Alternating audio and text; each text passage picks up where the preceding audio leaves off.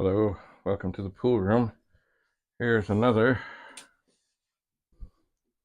Commodore pet. And this is, of course, what we like to see.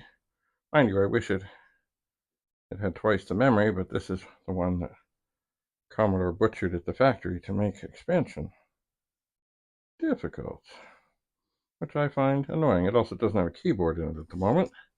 This is the one, when I went to swap another keyboard in, I found that switching between the metal case and the ceramic case was not so easy, so it's not done.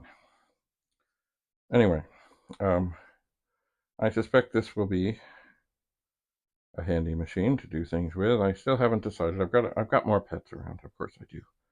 And I've got to figure out which one I'm going to make the test machine so that I can test things. Which means, of course, installing sockets and things, which is always risky, but necessary.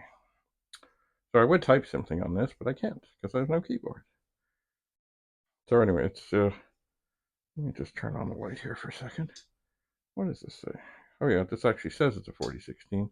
Others that are really 4032s still say that they are 2001 models, but this is a 4016, came from the factory as a 4016, and was mutilated in the factory to keep it as a 4016. Not that people didn't find ways to expand things after the drilling. And I suppose one of the things that would help in one of these, if there are replacement things for the 6502, they replace the ROMs, they replace the RAM. So this could be a 32K machine with that adapter, or a whole lot of work. I guess what they call wire wrapping. Yeah, great, dandy, beautiful.